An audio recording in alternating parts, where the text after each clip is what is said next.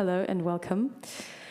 Here today for actually the first premiere of Kohei Saito's new book in German, which is called Ende des Fortschritts, Überleben in den Ruinen des Kapitalismus, or translated into English, End of Progress, Survival in the Ruins of Capitalism. Very first, I'm going to say a quick thank you to the DTV Verlag, who is the publisher of this book, and also to the Rosa-Luxemburg-Stiftung for hosting this event today, and for offering this possibility to talk about this new proposal, how to deal with climate collapse and fascism in maybe a productive way, but also how to deal with the reality climate change proposes today.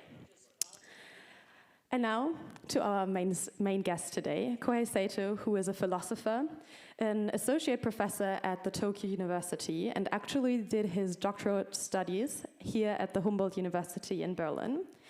He is most known for his ecological political economy and an ecological rereading of Marx, which is maybe an interesting contribution to the debate which kind of overlooks this point quite often. He has written several books. Probably the most well-known book, especially here for a German but also international audience, is the last book he published before, which is called Systemsturz, Sieg der Natur über den Kapitalismus, or interestingly, in English, Slow Down, a Degrowth Manifesto. And maybe that is the point where we can start today in the debate, because I think what was especially interesting with your new book is that it kind of marks a shift away from what you proposed in your first book, where you talked a lot about degrowth communism, and now you're talking about dark socialism, which, as Bernd Rixinger also pointed out, is maybe something which is a bit less utopian, but also, from your point of view, quite necessary. So maybe start with that. Why is it necessary? What made you come to this shift away from the Degrowth Manifesto?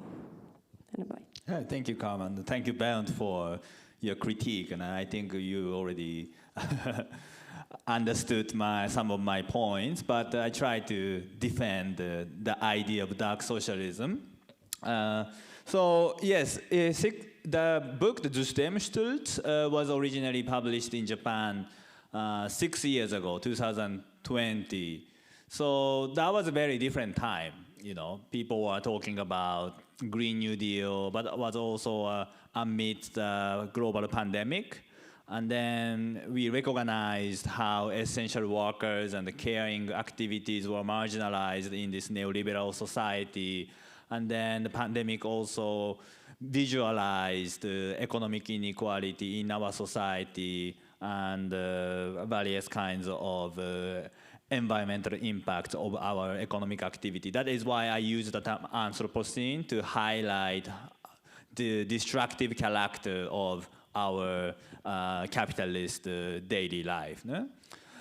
At that time, I was still, in that sense, optimistic, however, that after the pandemic, people would actually recognize the urgency of climate change as the next even more catastrophic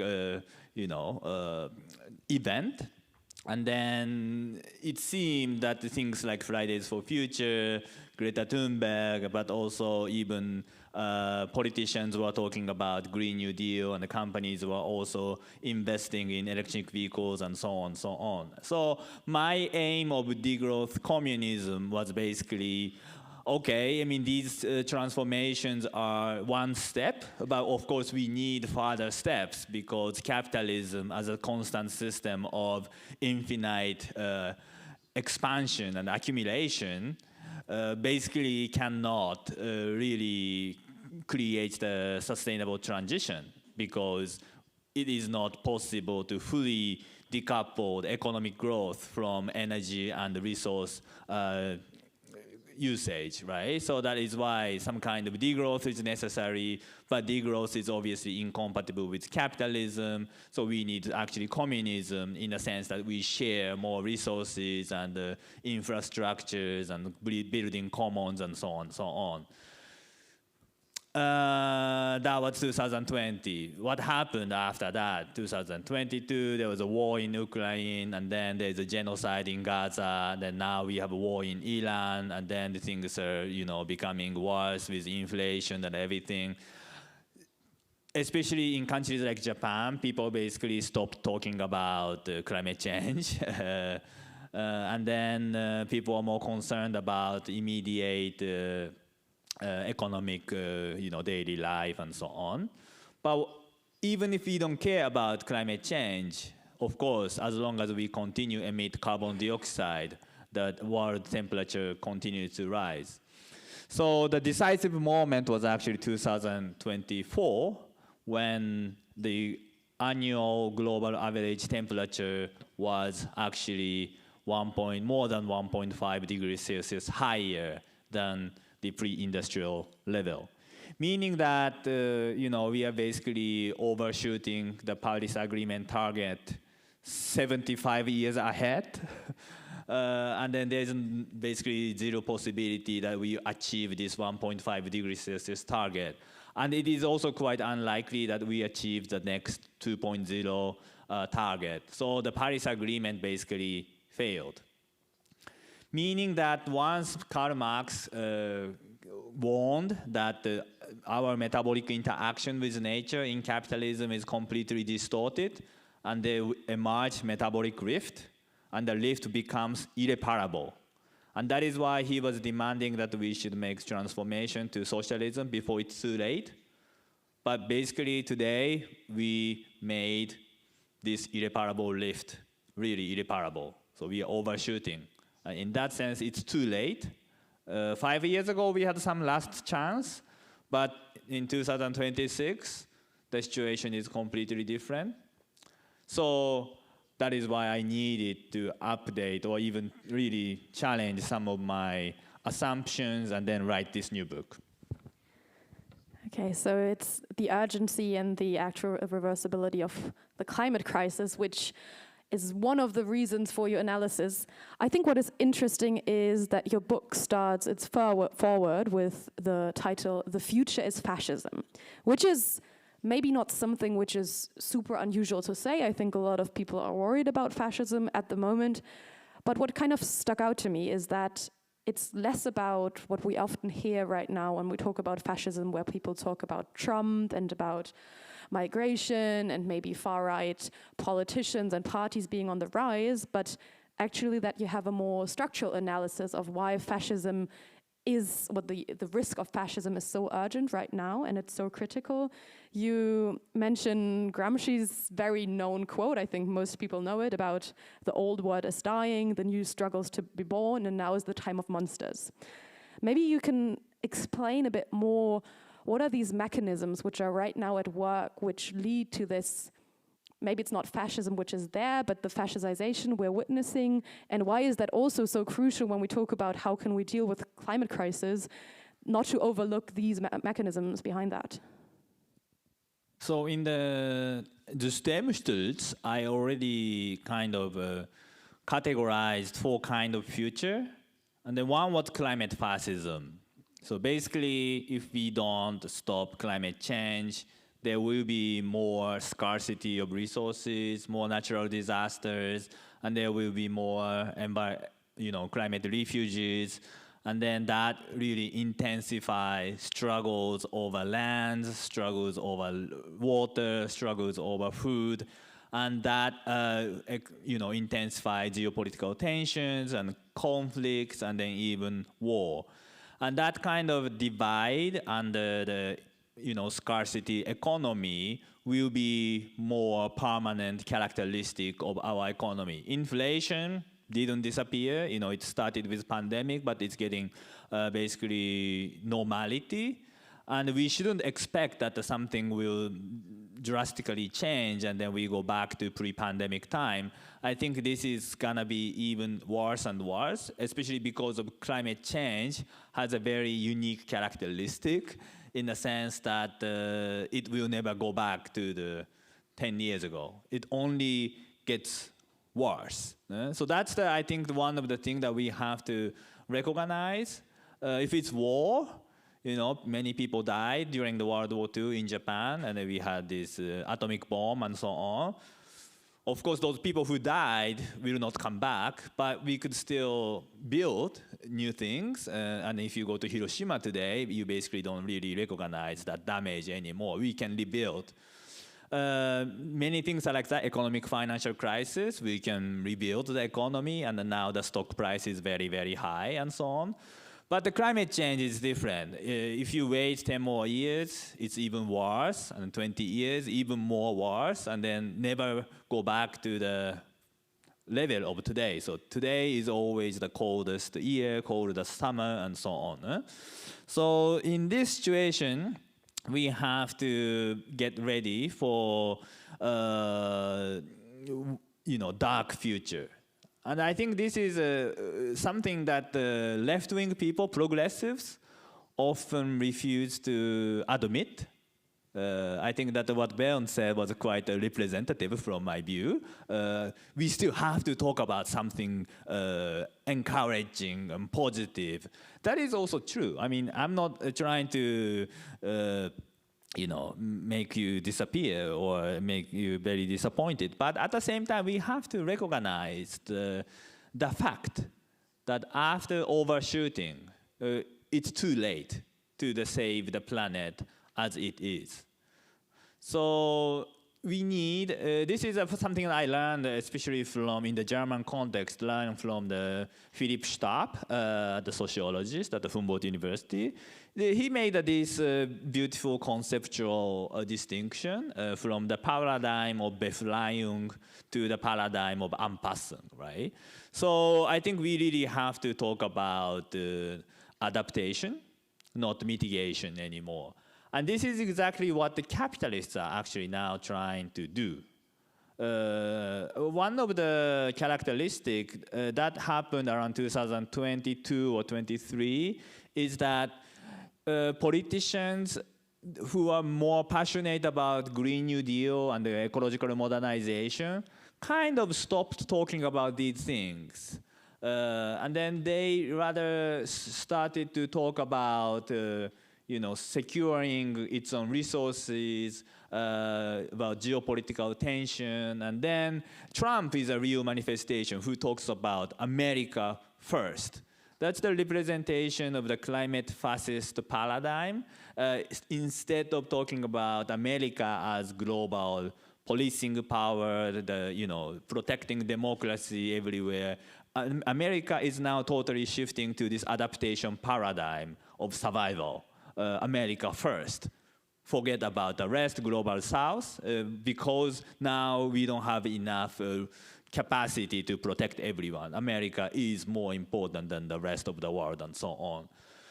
Not just Trump, but also people like Elon Musk and Peter Thiel, these tech billionaires, are of course investing in these new technologies, like going to Mars and so on.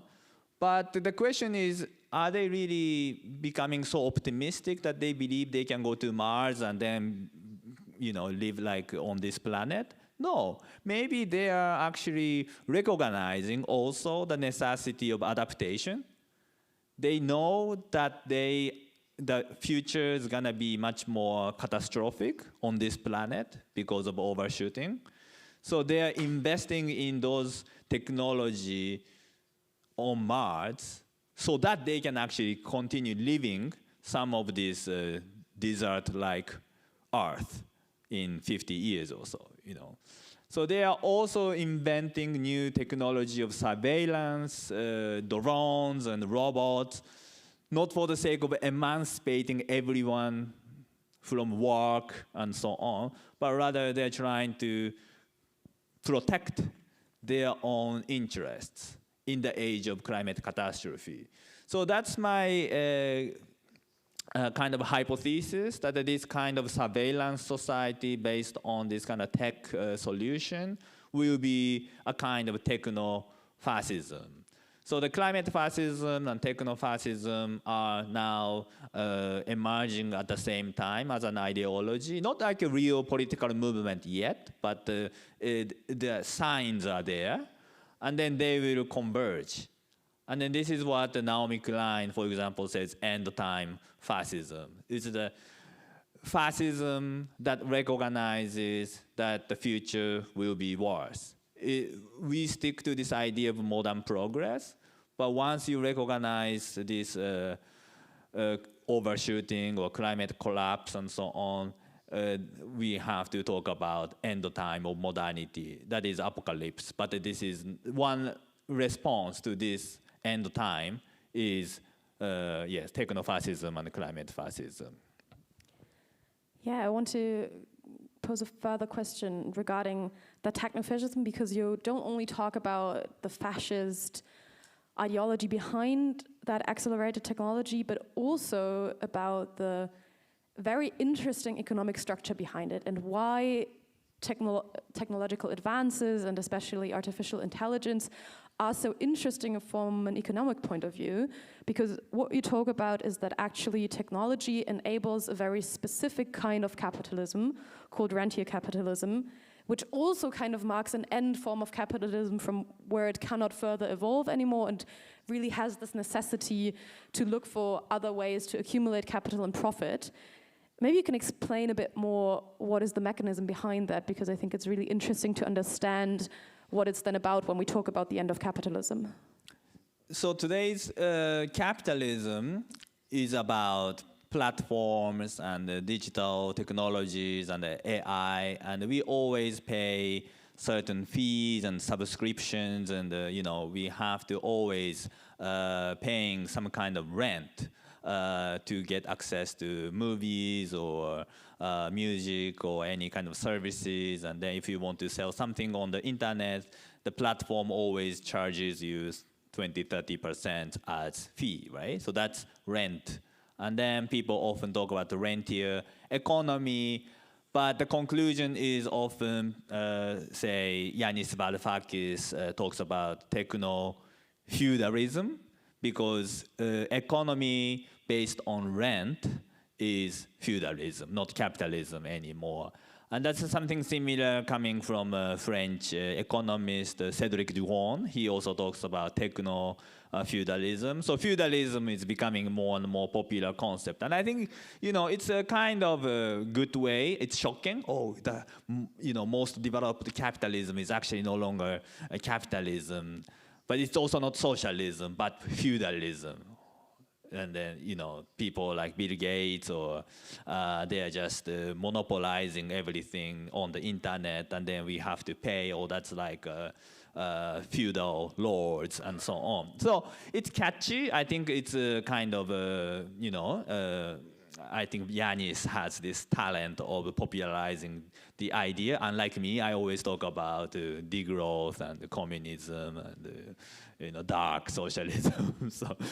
But I think we have to analyze the reality in a correct way, because calling today's economy feudalism really misses the point. They are these companies like Google, Amazon, and Tesla. They're like massively investing in new technology, data centers, and many things, AI, and then they're like really building gigantic infrastructures, and then they're competing each other. So that's like a very intensive capitalist economy, and then they're also creating new kind of enclosure in the digital sphere. So after enclosures, of course, comes new capitalism. So they're expanding the new realms of capital accumulation. But the way they create the new capital accumulation is really different from 20th century capitalism. In 20th century capitalism, we were still making cars and some kind of, commodities and products, and then that's how they exploited surplus value from the working class.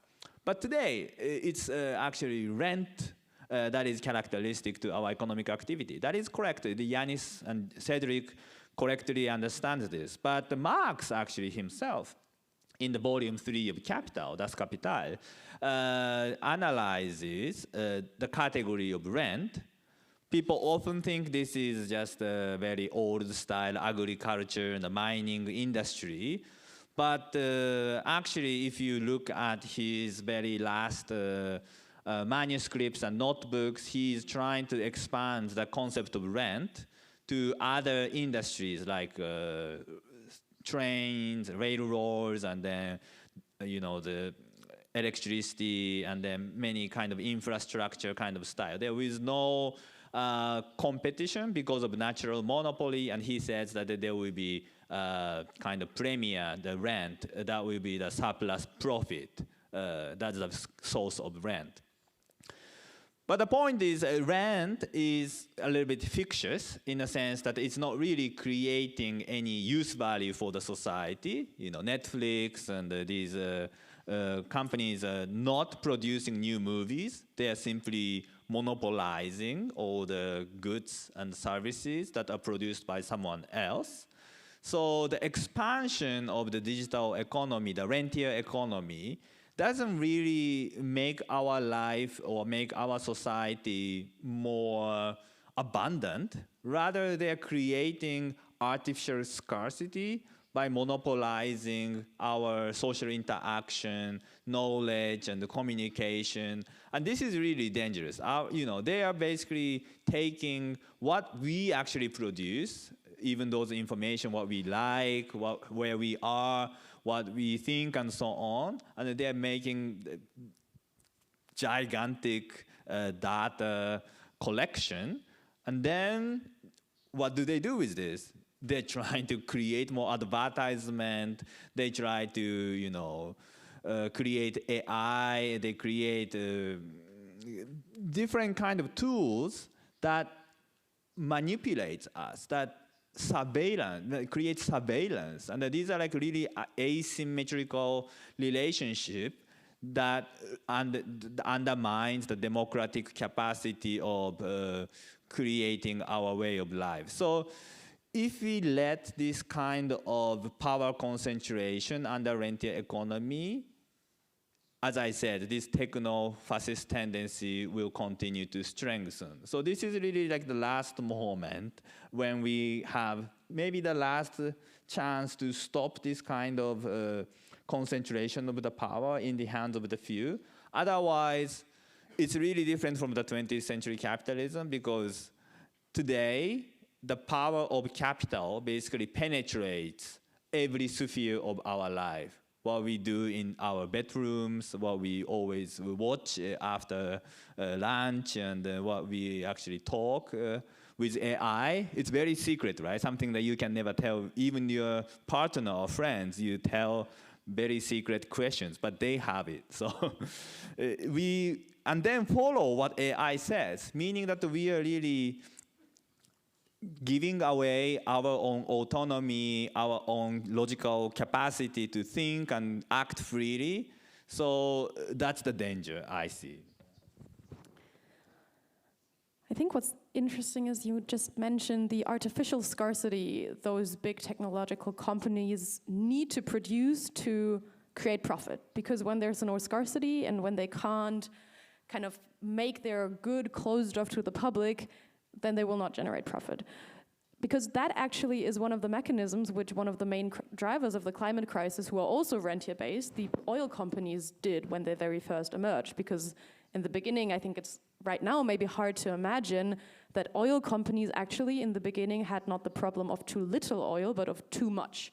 And that they actually got the licenses for some fields and willingly did not develop them to create that scarcity, to get higher prices, and then to reap more profits. So I think we really see this interesting connection between capitalism needs scarcity to work, but at the same time, and that is where we come to the climate crisis, the scarcity and the shortages we will witness when the climate crisis is going on and on and on, the way it's doing right now, is actually also a threat to the current system. And you also describe it in your book as the possibility to an end of capitalism due to these extreme shortages when we look at food production. So yeah, maybe the more pointed question, is that end of capitalism something which will definitely come due to these mechanisms, the rentier-based economy, but also the scarcity we're seeing?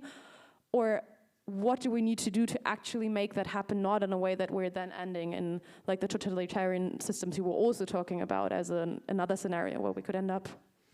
I think the capitalism will not end by this climate breakdown. So this is what I always said with previous books too, because capitalism can continue even if the majority of population in the global south suffer and so on. They can create new insurance, they can simply place higher price tag on food and water, they privatize water and so on.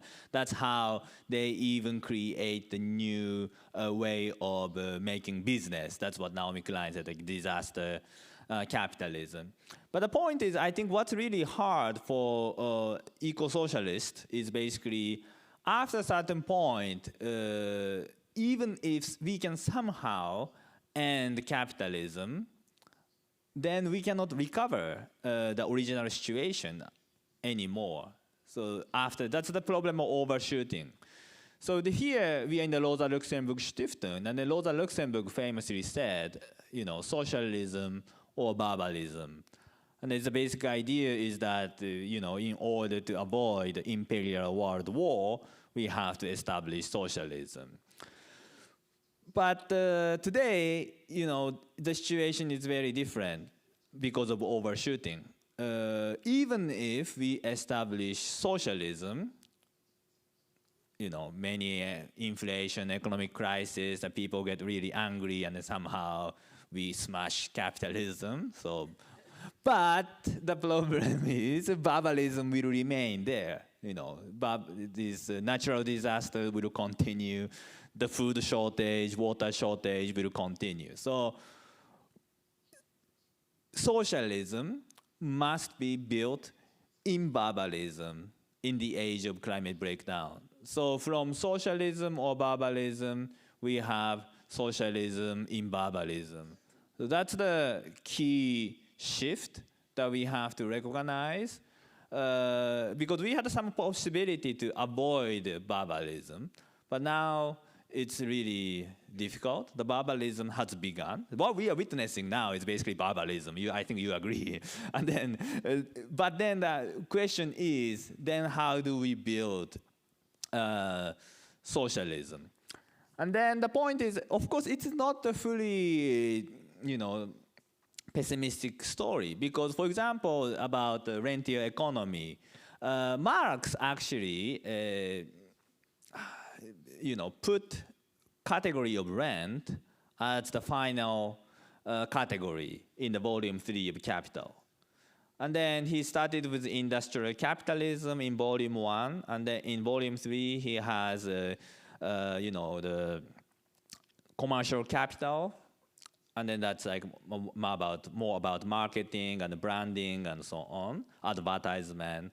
And then he has this interest-bearing capital. That's about financialization. So it's a financial capitalism. And then he comes up with this category of rent. And then this is about rentier digital economy. So the logical order of capital, that's capital, and then the historical development of capitalism actually correspond to each other. So I take this view that the history and the logic in capital unfolds together. If this is correct, rentier capitalism is the final stage of historical capitalism. That means that there is nothing more to come for capitalism. So this is what we are witnessing is basically the final gestalt of capitalism. Why? Because it is true that rentier economy and the digital platforms are really expanding our capacity of planning, for example.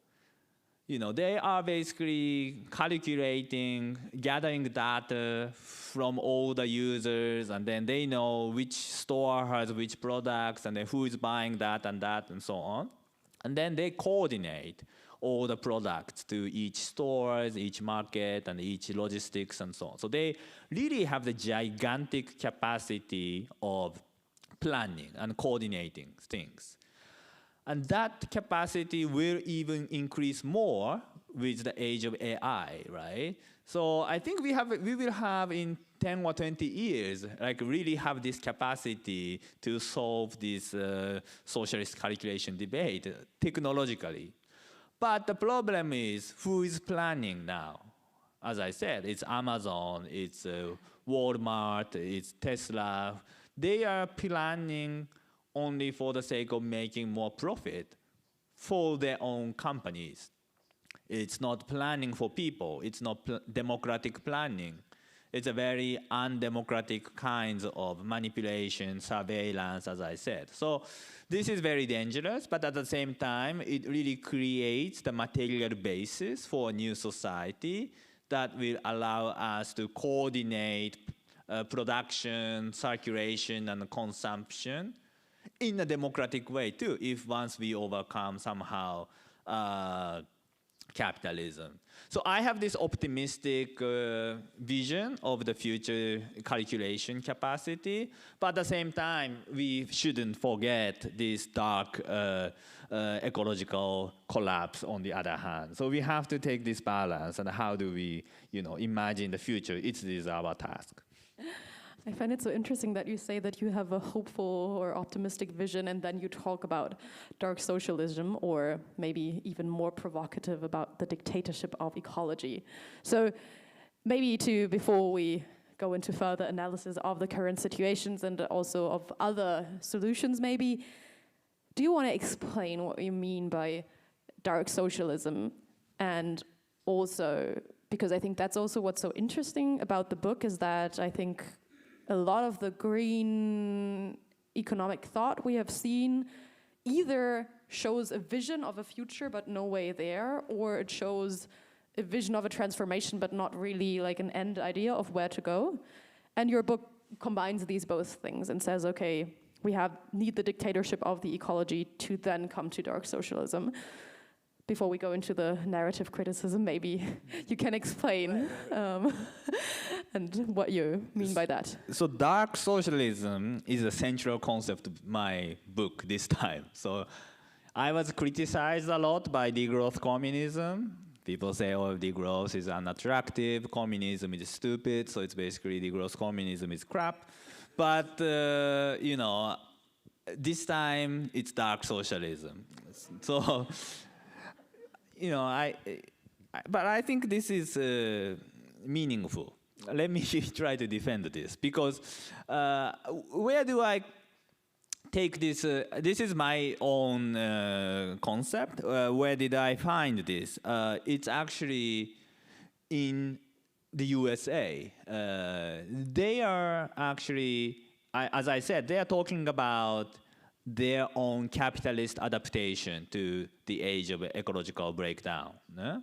And then that was America first, that the Trump administration, that's a techno-fascism, and so on.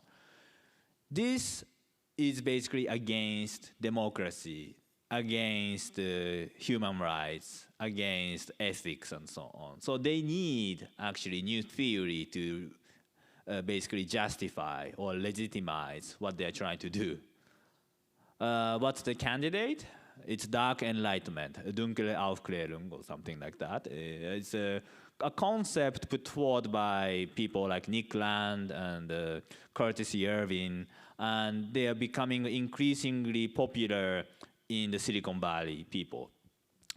So what does the dark enlightenment say? It's basically that today's democracy, liberal democracy, is not really democracy because it's monopolized by people graduating from Ivy League in the US. So it's professors, doctors, lawyers, and bankers, and all those elite people in New York or in California are talking about diversity and other liberal ideas, but they are actually not, representing diversity at all. They all study in the same school and so on. So they're just like hypocrites, right? And that's what kind of justify the dark enlightenment's vision of negating this kind of democracy and then build the new society in the age of geopolitical tension, war, and ecological breakdown. And what do they say? They say they need a kind of tech king, technological CEO, like Elon Musk, who will basically go beyond the law and the regulation. They dismantle all the bureaucratic system, they privatize many things, and then they will implement new innovations, new rules, and so on. So that's how they try to justify current transformation. I disagree with them, of course, don't misunderstand. But I think they are right in the sense that they recognize the severe future, dark future to come. They are trying to prepare in a very problematic way. They are trying to prepare for the age of breaking down. So they are no longer believing in this kind of unilinear progress, enlightenment progress idea anymore. Progressive people are still talking about, liberals, social democrats are still talking about better future, decarbonization, green growth, more diversity, you know, and that's becoming more and more utopian. So I actually learned from Dark Enlightenment that we have to first admit the future will be worse. So that's a dark part. But that doesn't mean that socialism, which was often associated with emancipation, becomes meaningless. I rather think that the socialism will be even more important in the age of adaptation, because if we let capitalism continue, business as usual, the climate breakdown will really justify some kind of techno-fascist or climate-fascist way of dealing with the crisis. And then some people will simply monopolize the limited resources and intensify the scarcity even more. So in the age of scarcity, in the age of disaster, we even need more of socialism. I would say it's a disaster socialism. It's a kind of the way of adapting to the disasters so that everyone can survive. So this is a kind of socialism for survival. So that's the kind of dark part, right? It's no longer about emancipation. While I don't actually negate the importance of emancipation, unlike Philip Stab, maybe I come back it later, but the point is, I share with Philip that the socialism should also talk about this Überleben and Anpassung more. And that is why I think the dark socialism is the central concept. And then to make this transformation or transition, I think we need certain kind of coercive measure, of course. I mean, capitalism is also coercing many things. So actually, in order to fight against capitalism in the moment of crisis, we also do need to talk about coercion. And then that's what Marx meant by the dictatorship proletariat. This concept has been kind of suppressed even among Marxists and socialists because it's very unattractive and scary. But if you read this concept even more carefully, it's actually about democracy. It's about, in order to democratize our economy, our society, for the proletariat, for the working class, or for the majority of the people, we do have to use some kind of coercive measure because capitalists always resist against it. So these are two dictatorships fighting each other, basically. Dictatorship of capitalists, bourgeoisie, and then dictatorship of the proletariat. But for example, the good example of the Enteignen, Deutsche Wohnen and Co., this is a democratic socialization of housing with some coercive measure. So people in this room wouldn't say this is against democracy. It's rather a kind of policy for the sake of democratizing our economy and democratizing the infrastructure and so on. That, for me, that's dictatorship of the proletariat. And that kind of dictatorship becomes even more important because infrastructure must be socialized. We have to protect commons. We have to decommodify various kinds of basic goods and services. But in order to do this, we need some kind of expropriation, we need ban, prohibition, we need to increase taxes for the rich people and so on. That's what I mean by the dictatorship of ecological dictatorship. People often talk about, eco-dictator and so on, but I try to use this concept in a positive way. Yeah, I think if that is possible, it is up to debate to use that. What you say in the book is also about where the word dictatorship or the concept comes from when you look at like the Roman Empire, but also within the French Revolution, that it was actually seen as a democratic measure in times of crisis to restore democratic liberties or rule, or a situation in which then democratic mechanisms could act better. So I think that's also interesting to see where that word comes from. I think the association today is kind of different. When we from there move on, what is stopping us from pursuing more just futures? And in this book, I think you bring up a very interesting antagonist, because we oftentimes talk about the oil companies or the fossil fuel lobby, or it's the big agricultural companies, or it's states and politicians who don't want to act accordingly. But you bring up a very interesting person, which is Hayek, who is an economist, I think he's not even that famous, but in a way, but I think not that much anymore. Depends on who you ask, probably. But that his thinking actually is so ingrained in the way we think about the economy that is stopping us from pursuing any type of different measures. And that it's his thinking which is just like a spell around the way that we don't only think, socialism is bad because there were states which were socialist who also committed brutal crimes, but also because we have several sets of beliefs about the market economy, about the rationality of prices, that they are a good mechanism to regulate or to rule things and to order how things are distributed somewhere. So you say we need to free ourselves from his spell. Can we maybe explain a bit more why that is so important, that you have like dedicated several chapters? I was really astonished to find in a book about eco-socialism several chapters dedicated to Hayek, who is a very super like fundamental to like neoliberal thinking. What do you mean by that, and why is it more than, we have to abolish certain set of like capitalism, but actually this way of thinking and about the economy?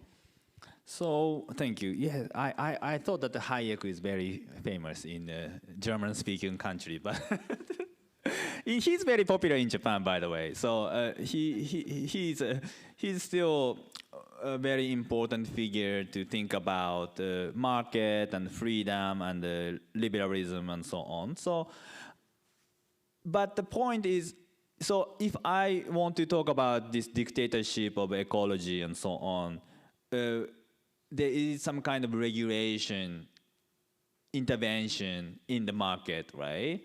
And then in the moment of crisis, like pandemic, for example, there was various kinds of state intervention in the market. That was the same during the financial crisis of 2008.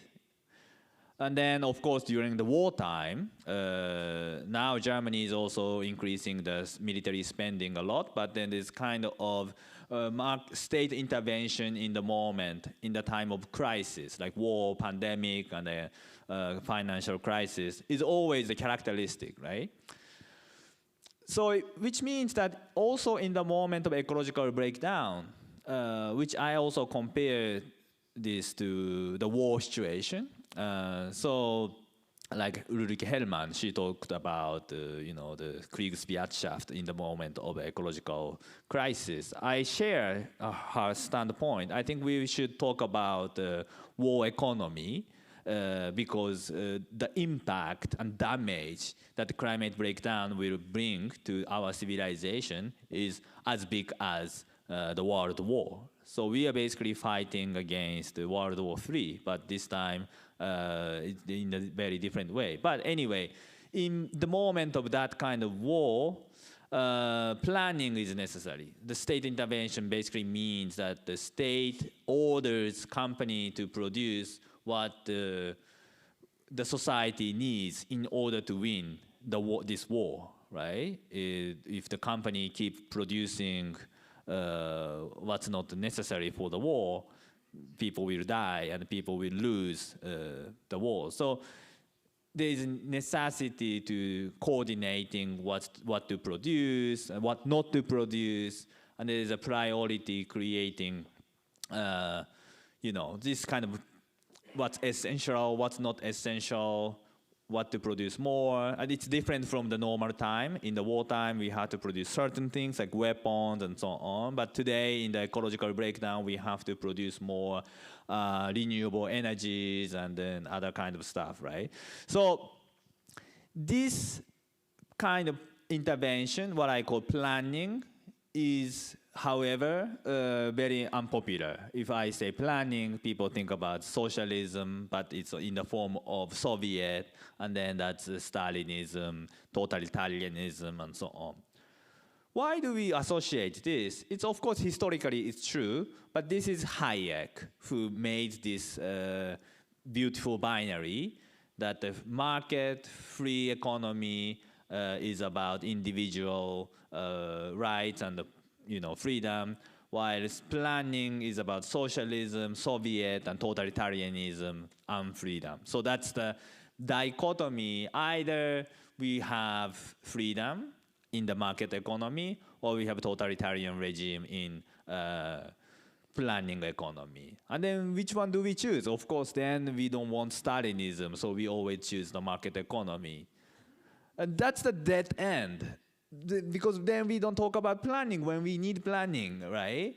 And we have actually so much capacity to plan too. It's not like 100 years ago when Hayek was criticizing Soviet. But the problem is also the Soviet planning is also only one very specific way of planning our economy. Yeah?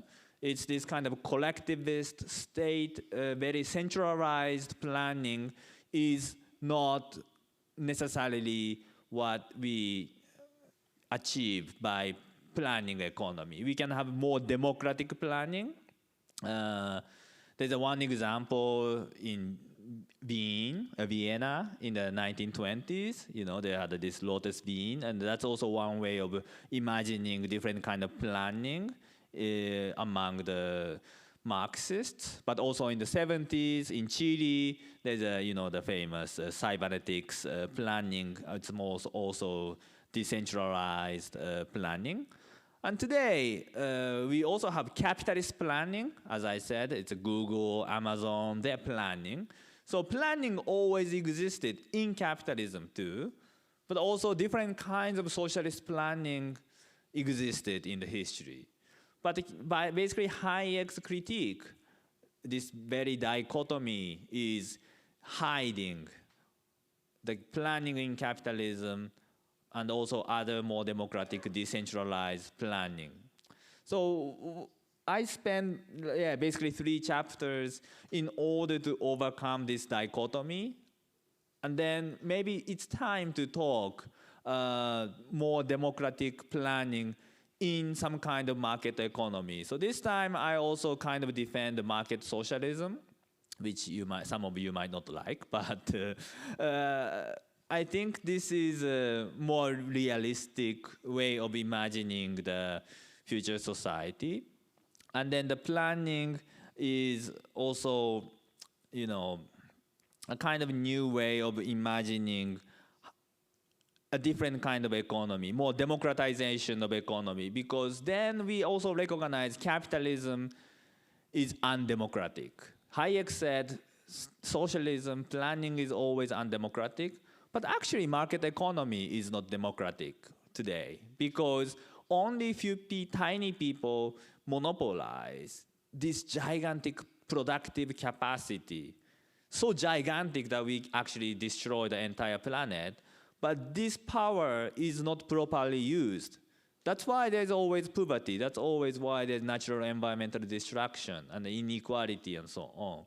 Because the tiny minority are utilizing this productive power to just create more profit. And then they increase their own capacity to reinvest and so on. So in order to solve the issue of inequality, poverty, and sustainability, maybe we just simply have to democratize economy. Marx said this is tyranny of capital. The capitalism is actually kind of dictatorship. In order to democratize economy, planning is necessary. Planning meaning that we participate in the decision-making process of what to produce and what not to produce. There are different ways. It's a cooperatives are one way, participatory budgeting is the other way. Of course, socialization of infrastructure is another way. So there are many ways that we can actually implement to democratize our economy, but that's against the capitalist logic of, monopoly. And that is why I still think that socialist idea is still very important, and the planning must come back. And it's really good that today it's not just me. I just came to learn that, Cédric Duron, the LASMIC, they are the French people, are also talking about planification écologique, ecological planning, and then the book is translated into German. So actually I share many points with them, and then we should talk more openly about planning, especially because this is a wartime. Thank you. I think a further thought you mentioned about Hayek's set of belief, maybe there's some overlap, I think are two interesting points you make. Mm-hmm. The one is about that there is this belief into the rationality of pricing systems and the rationality of money, and which is somewhat related to that, also this kind of clouding effect of prices, that we think we can aggregate all the information we have about a certain good or a service into one price, and that this price reflects whether it's scarce or not, how expensive it is to produce, how much labor is needed, are there resources needed, is it something which is useful to people or not? And that in this kind of like set of economy we're at, or the Hayekian thinking, that the prices are something which are rational. And I think this is something where we actually think about it, it's already today not at all true.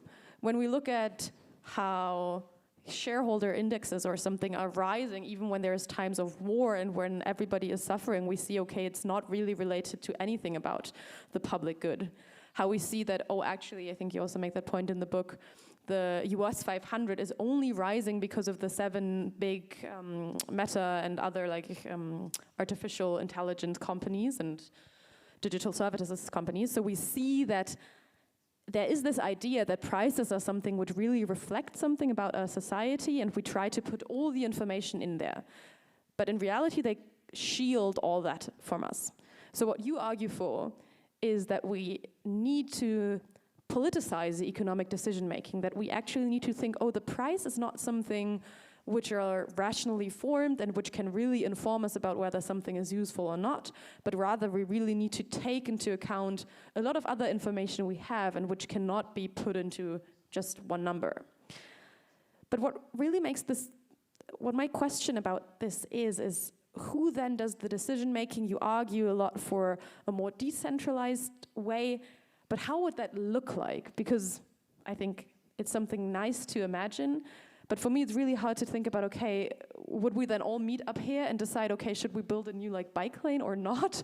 And which kind of electricity the Rosa-Luxemburg is using for the lighting here? How would that look like? And what regulation would we also need from a more maybe powerful perspective, top-down perspective, to ensure that this actually helps us stay within planetary boundaries? Because only because we say one worker has one vote, I think that doesn't necessarily guarantee that it will end up in more ecological ways of decision-making. Yeah, that's a good point. So I think we need both, kind of socialism from above and the communism from below. That's what already mentioned earlier. So we have to have certain ecological boundaries and constraints that can be set by the state. But of course, you know, the scientists, experts, but also politicians and bureaucrats, some kind of experts can work together to, you know, set a clear upper limit about, say, carbon dioxide emission, like how many gigaton every year. And this is something that, you know, even workers want to produce more gigantic cars. They are not allowed to exceed that boundary, right? But only that sounds quite, you know, coercive and then undemocratic. But my point is that once we decide some kind of upper limit, it is totally free that you know, we choose what we want to produce. There are different ways that we actually make this kind of decision-making process. I think in that sense, still, one person, one vote is really a really good way to democratize private companies. It's a way of democratizing the decision-making process.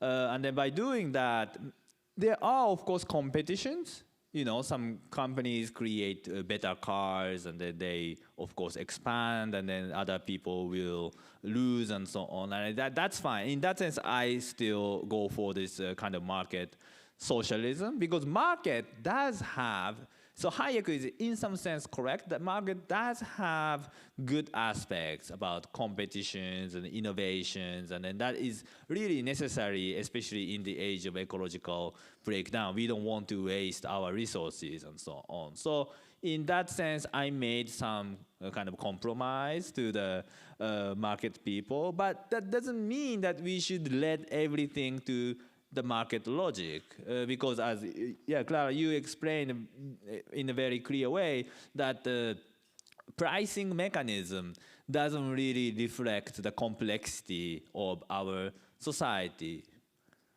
and then this complexity is often conflicting to each other. Some people want to have more maybe cars, but the other people want to have more nature. And then they might conflict each other. Some people like bicycles, but you know, all those kind of things. And then some of them are really difficult. Some people don't want to work harder. They want to have more degrowth society. But the other people want to have better, say, care services, meaning that people have to work harder to, you know, care elderly people or small children and so on. So that kind of go against each other. So how do we deal with this kind of tension? It's very hard. I mean, I don't have an answer that this is the best path that we go, because each society and each person has different kinds of preferences, and then that's what economic democracy should deal with. Capitalism cannot. Capitalism basically ignores this kind of multi-dimensionality, and then they simply say profitability is the goal. Profitability is the way to basically judge which path to choose. And that makes our life very boring, because we are, you know, very different to each other. We want to live different kind of life, but the capitalism set the goal a priori, and then it's about maximization of profit. How boring, right? You know, and then you never become happy, because this maximization of profit is this infinite process of accumulation. Your life is finite, but the goal of society is something infinite. It never ends. So we basically sacrifice our finite life for something meaningless after a certain point. And then we actually cannot deal with the multiplicity, multidimensionality of our preferences. So that's a really bad way of dealing with many problems that we today have. You know, capitalism is not offering a solution. It was different 100 years ago, because we didn't have enough capacity to, you know, deal with this kind of diversity of the world, complexity of our society. But again, I'm not saying that the digital technology will solve everything, but we do have much more capacity to gather data and then make algorithm and then, create more better coordinations of resources and preferences and so on. So why don't we use this? And then why don't we open up the new way of coordination, new way of planning? And that might also radically democratize our economy. So that's how I try to defend the idea of economic democracy in socialism. So this is like a really optimistic part. Don't forget this darker part. We are also we are doing this in the moment of ecological breakdown. So there's a tension here. It's great you took away the question. People tend to forget. Now Kohei is now talking about something very optimistic, but here the dark side. Yes, and that is maybe one of the tensions which also is really present in the book, because it starts with the future as fascism, and then it ends, we need to work towards an abundance of social commons, which really has this kind of, for me, like solar punk utopian, the future is good for everybody vision. And isn't there not only one but two illusions at play?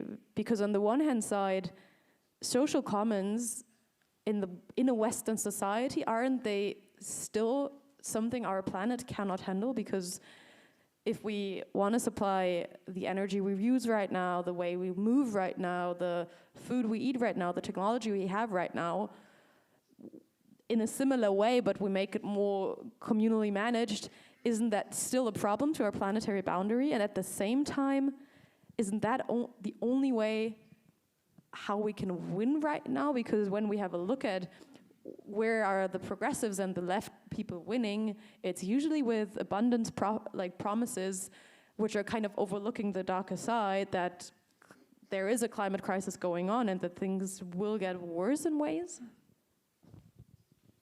So you're actually more pessimistic than I am. Maybe I'm only the devil's advocate. Because, yes, I understand, because, you're saying that we might, have some kind of democratic economy, but we still decide to produce more, right? So that's, I think that is why the idea of degrowth communism is still important. Don't misunderstand, I'm not abandoning my older project.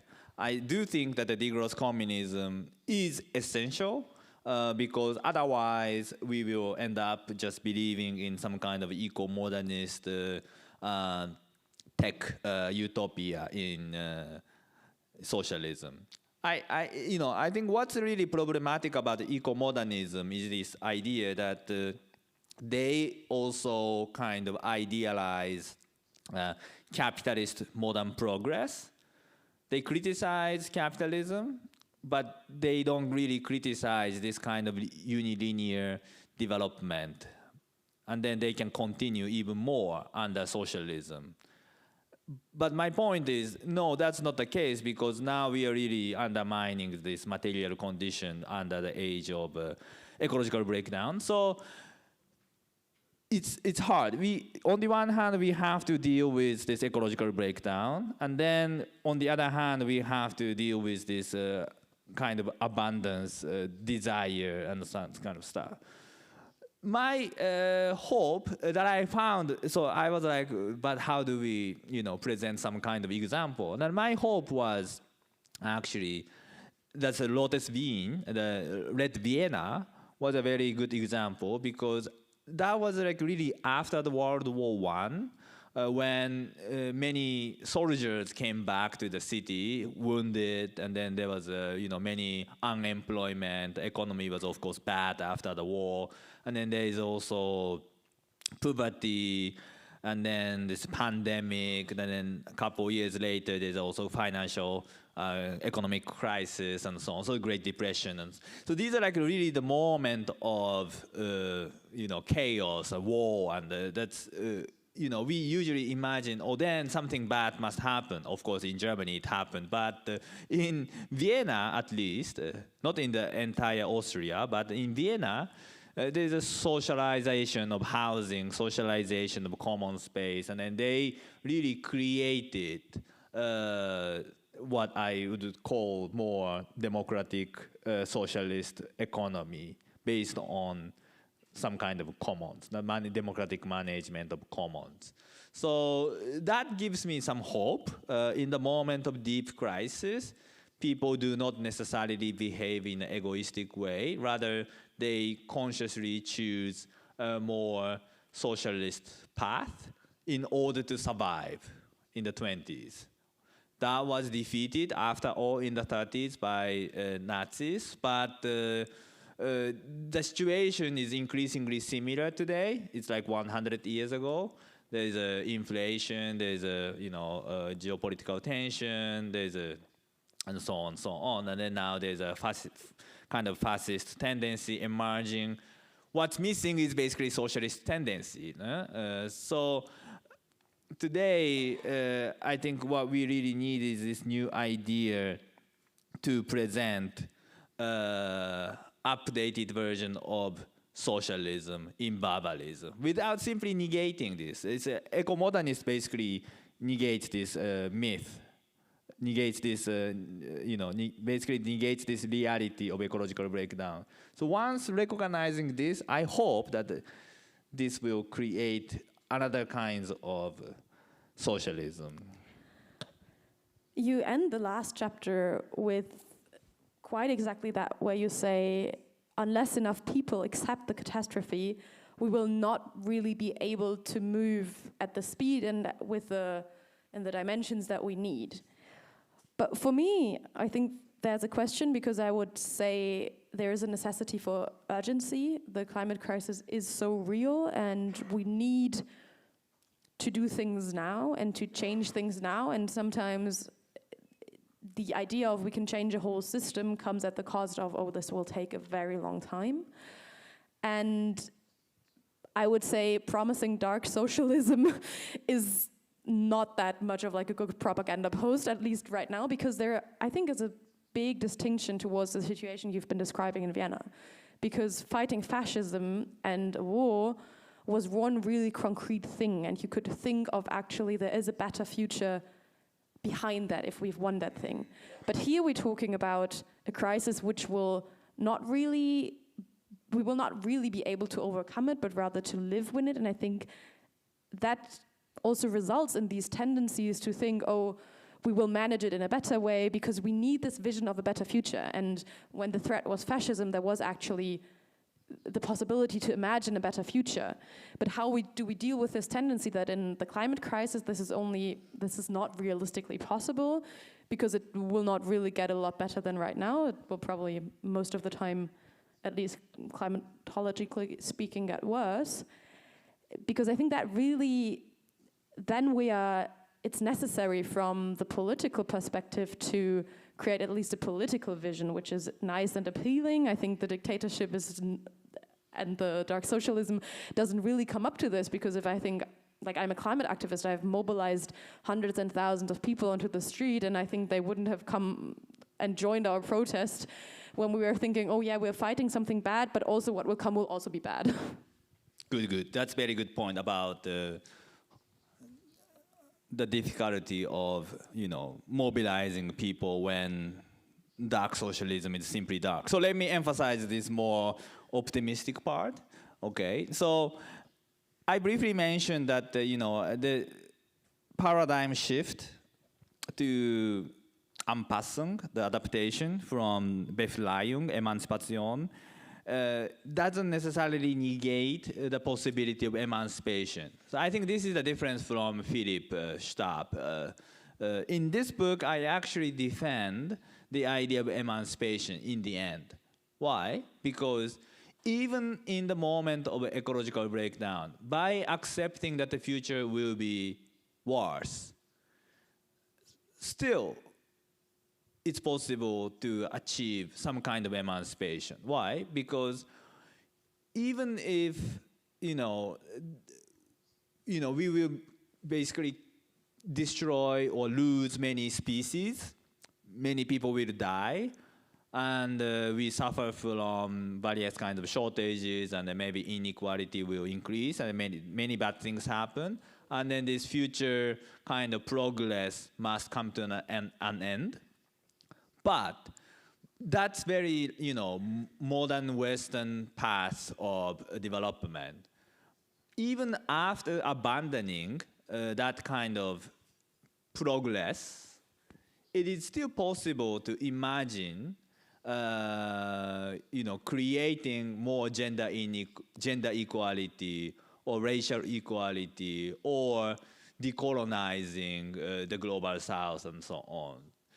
Especially by recognizing the difficulty of continuing the current way of life, we regret, we suffer at the beginning, we want to negate this destiny, but once you accept this destiny, you look for another way of life. And in this search of new life or new meaning of life, it is also possible to reflect on the negative aspects of the older version of progress. And then now we can talk more consciously about new kinds of equality, new kinds of justice that were marginalized in capitalist development. So even in the process of adaptation, I argue that there are many kinds of emancipation that are still open to us.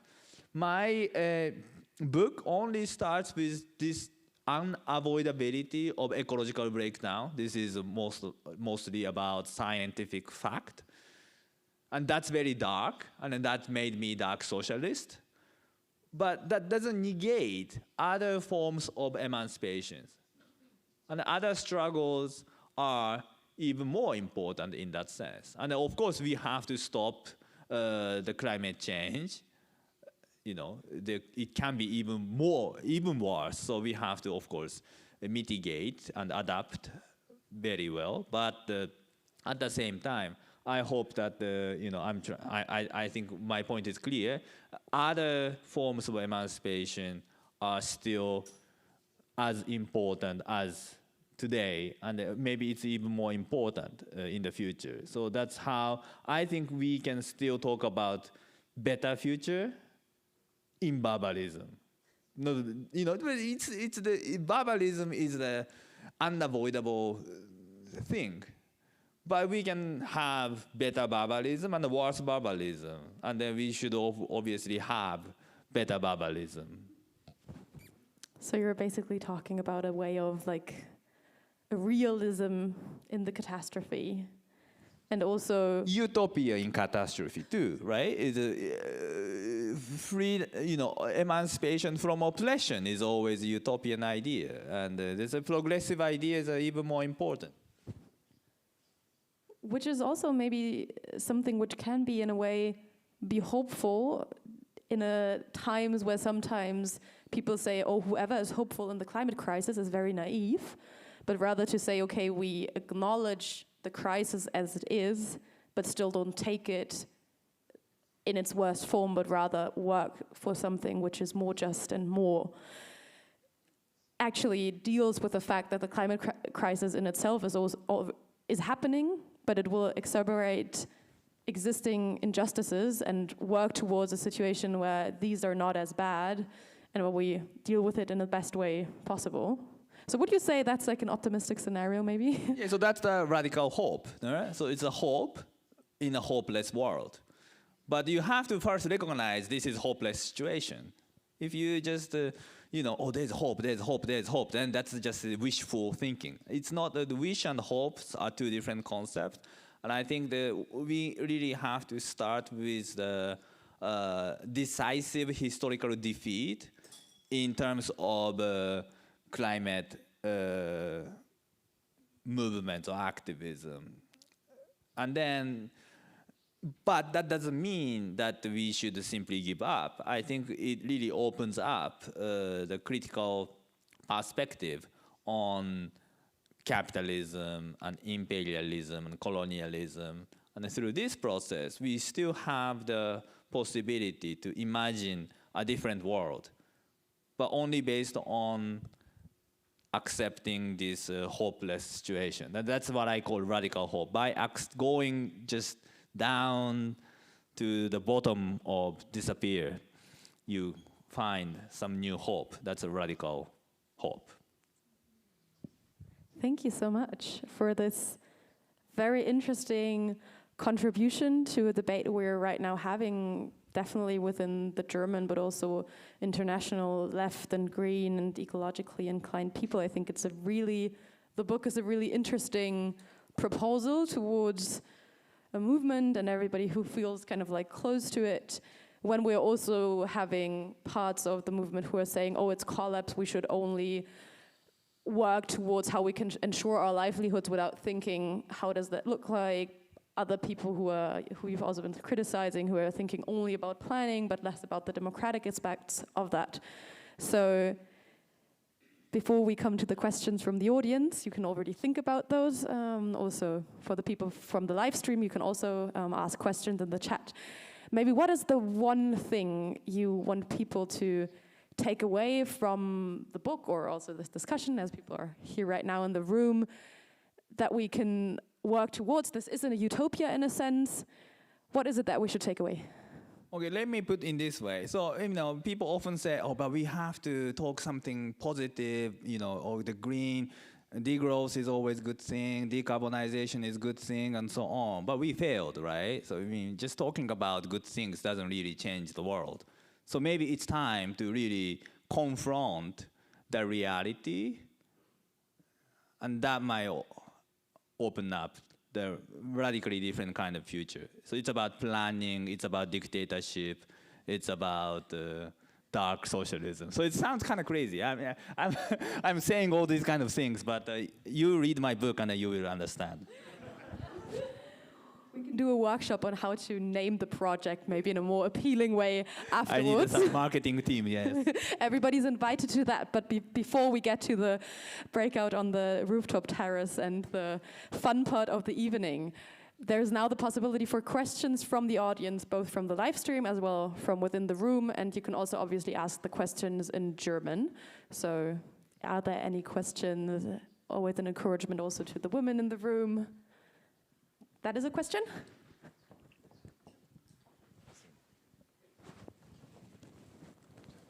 Thank you. Thanks for the talk. I wanted to take up your metaphor of the war because personally, as I've been working with many probably people in the room on things in Germany like socialization, developing these new models of democratization, I also have had the feeling of, what if we're creating things that then will become kind of destroyed, or will basically that people in the future will sort of look to now and be finding things in the ruins.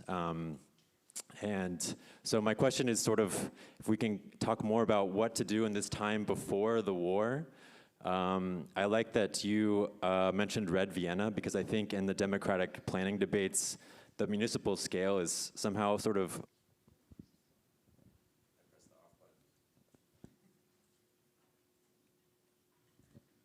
Sorry? So, as I was saying, I like that you took up the Red Vienna, because in the planning debates, the municipal scale, I think, is sort of overlooked. But at the same time, we see that it's the scale that politically people are able to get some traction, not just cases like Mamdani, but also the new municipalism movements in the last decade. So my question is sort of, can you talk more about, does your analysis provide any insights about what should we be doing in this time? I sort of see, I think about it in terms of developing models, but also trying to spread the values of collectivity in society. But I'm wondering if you have anything to say to that. Okay, thank you very much. I will take two more questions from the room. I think we have one over there. And then I think I've seen another hand somewhere there. Or did I imagine that? There? Okay, that the one is the third. Yeah, thank you so much for this conversation. You mentioned Naomi Klein a few times and End Times Fascism. And Astra Taylor and Naomi Klein end this piece in The Guardian, the book is coming out now, with the Jewish Bund and the concept of Doigkeit and presence. And I wanted to ask you, now that Molly Crabbe-Apple's book on Here Where We Live Is Our Country has come out, whether you could maybe also as a philosopher reflect a little bit on this concept of presence by the Jewish Bund, because it precisely isn't really about, the darkness of a future, but precisely presence and being in a particular place in particular ways through particular practices. And I think, what Doigkeit is about is precisely about socialism within barbarism, because it was generated out of apocalypse and genocide. So perhaps you could reflect on that. And the second question is also, very quickly, maybe even since you wrote the book, I feel like the world has changed yet again because of the Iran war and the way in which, we're seeing this total proliferation of these centrifugal accelerations of certain kinds of tendencies, like extreme acceleration of solar and wind in China. And people are saying that what we are witnessing actually is sort of the end of the epoch of oil. And so can you, or the Colombia moment with, the coalition of the willing coming together and saying, we're not sidelining the UN, but actually want to create different kinds of centrifugal global structures. Can you talk a little bit about this moment and what's happening, maybe even as an unintended consequence of the war in Iran?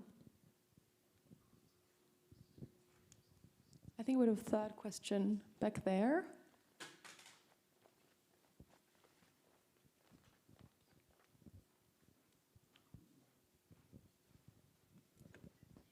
Yeah, thanks a lot. It was really amazing. I think that this book is really totally improving on what you were precisely, speaking about in the last one. I think is really something that is getting through a precisation of your theory. You were speaking a lot about what Cédric Tourin is working on, specifically on planning. And it happened to me to be at the conference on his invitation on the program that they are trying to build around what they want to do in France for an ecological transition. And I have to say that they presented a quite specific, I will say, list of ideas, at least a plan, also, saying what they want to address, at least in France. And the idea behind it was that the political force doing it will be the party, the La France Insoumise, where they are part of it. And my question to you is, what should be the agents, that can bring this change, in our society nowadays, at least here in Europe, because we are sitting here now, but maybe also at global scale.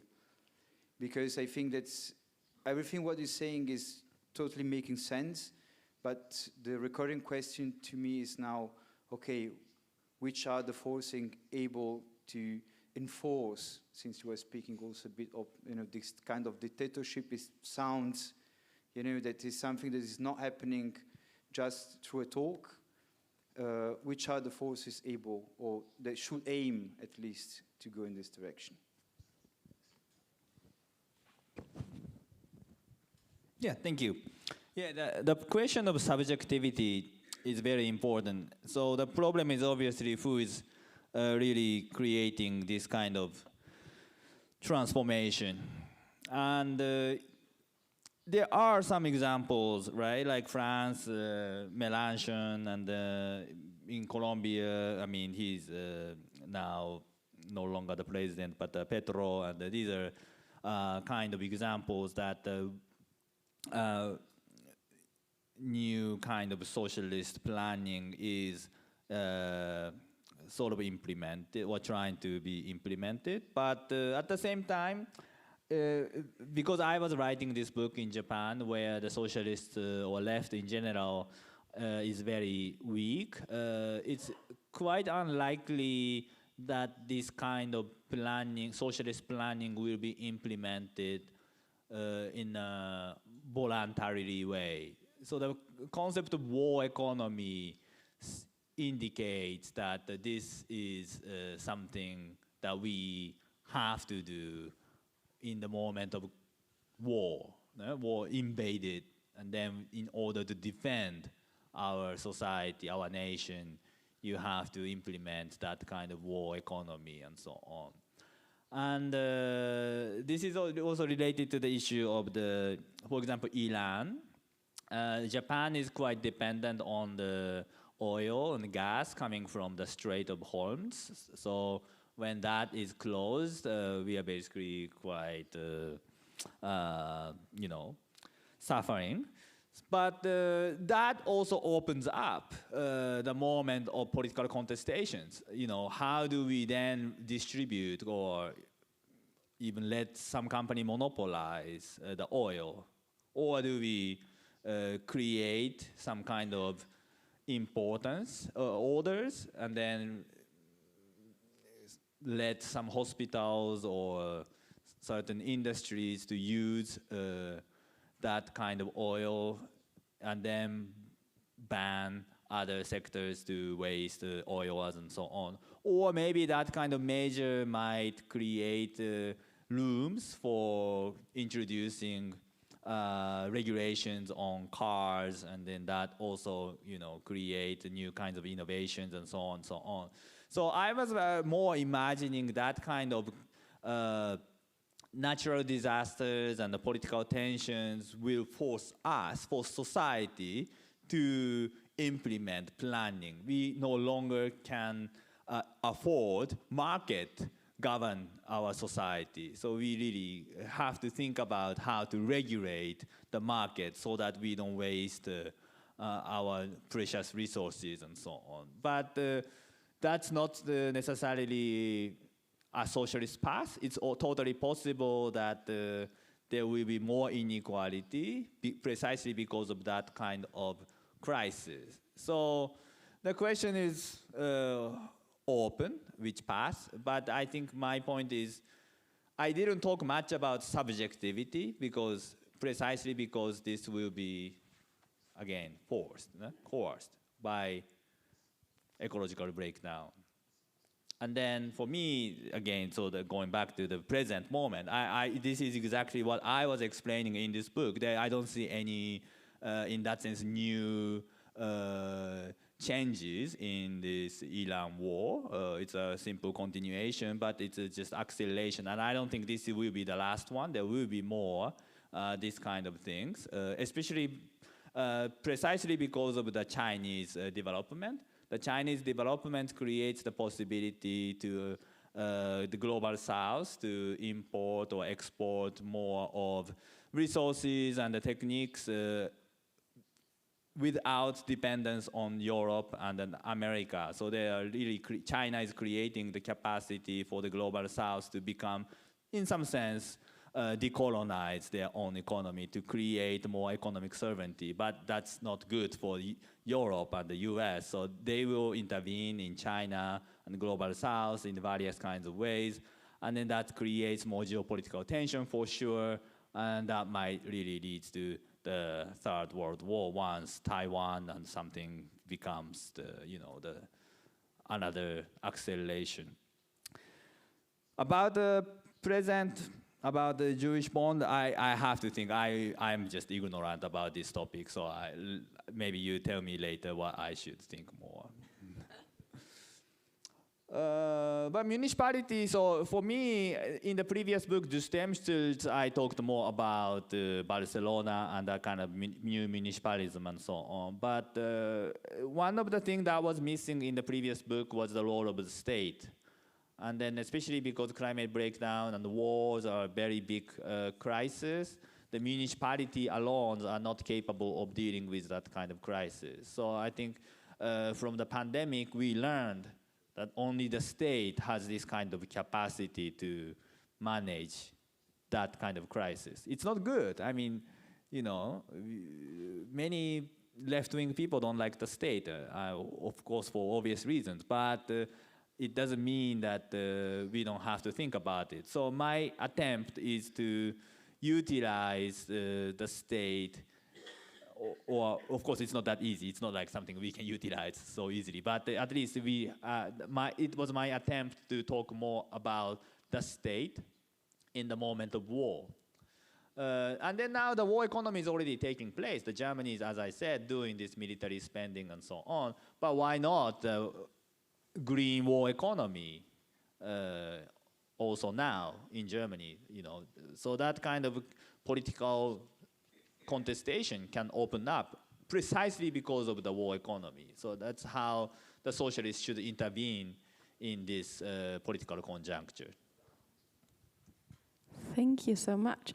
Do we have any further questions from the audience or the live stream? I see one question here and one over there to wrap it up. Yeah. Ich vermute. Nee, es geht. Geht schon? Hört man mich? Ja. Ich gehe davon aus, dass das Fortschreiten der Klimakatastrophe Regionen der Erde unbewohnbar machen wird. Und wir werden dann auch mit enormen Fluchtströmen, Migrationsströmungen konfrontiert sein. Gehen Sie darauf in dem Buch auch ein? Just a quick... Yes. Yeah, just a It's quick... about the climate fascism is about that kind of scenario. So I discussed that issue in the chapter 1. Just for everybody listening in on the English live stream, it was about the question, climate crisis will make regions uninhabitable and cause mass migration. So it is talked about in the book. Yeah. And the last question over there. Hi, thanks. A double question, if that's okay. So you've already mentioned China just now in terms of the global conditions. I'm just wondering, I was thinking about if you had any perspectives on China, particularly in the context of talking about planning. You said that planning is key, and one of the things that people say is that China does better in terms of planning its investments, particularly in terms of green technology and stuff, but maybe for other things as well. And then the second thing is this thing about subjectivity and this sort of like, what do we, who makes the change? Your answer made me still think there's this question, okay, but then we obviously need to have the solutions for the planning when the crises start sort of hitting us. And so who are then, how, if you have any words about how that happens, how do we make sure that it doesn't slide into Musk takes over rather than, the more positive outcome?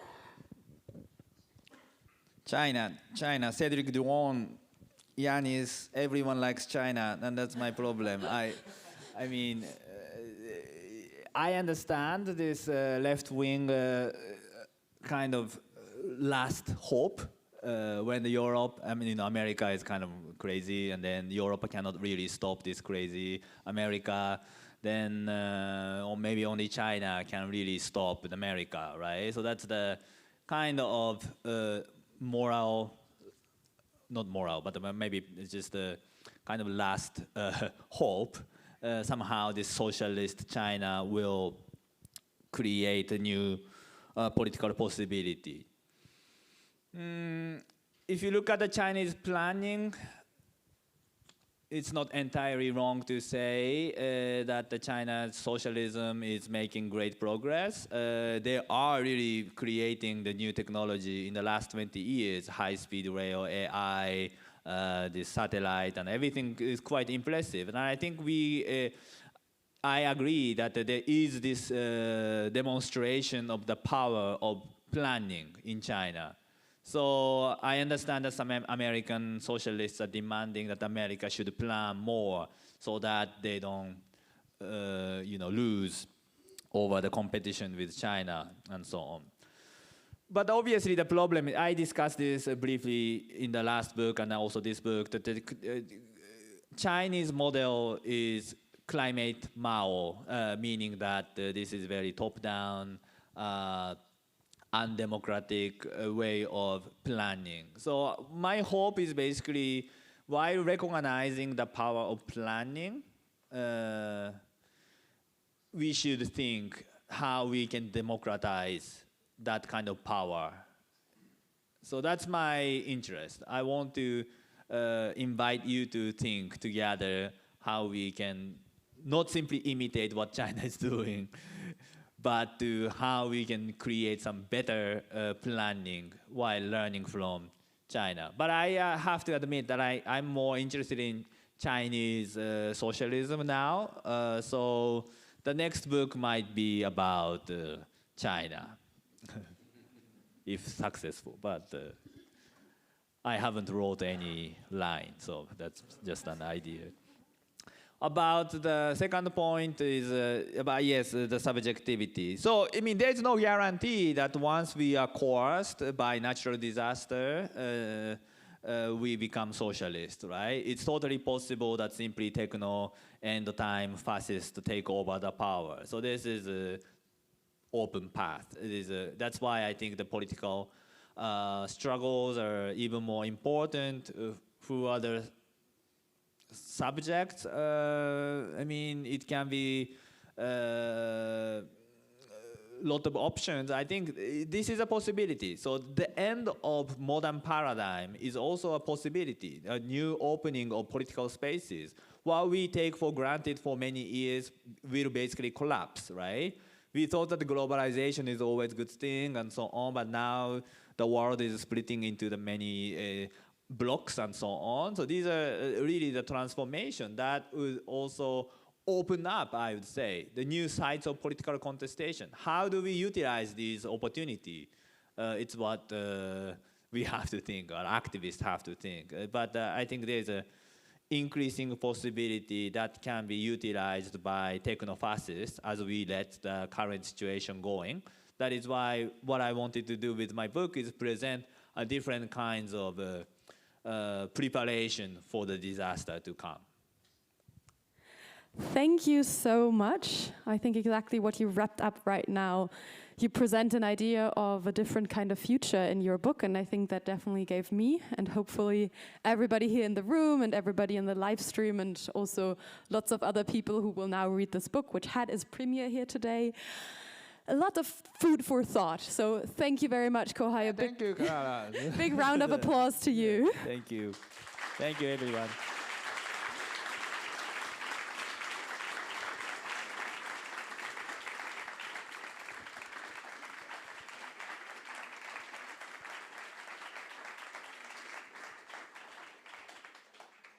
And also, obviously, a big thank you to the DTV Verlag, which is the publishing house, and the Rosa-Luxemburg Foundation for having us here today.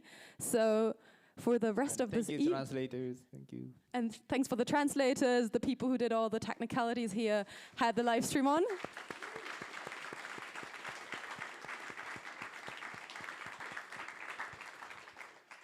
And now for the rest of the evening. There will be books here today, which will be sold somewhere here. You will find it over there. And everybody is invited to stay. There will be drinks and wine and pretzels on the rooftop terrace, so everybody who wants to think and talk about the book or also everything else, or who wants to join the marketing team for the dark socialism, is happily invited. Thank you very much for being here today. We will be upstairs at the rooftop terrace for everybody who wants to stay.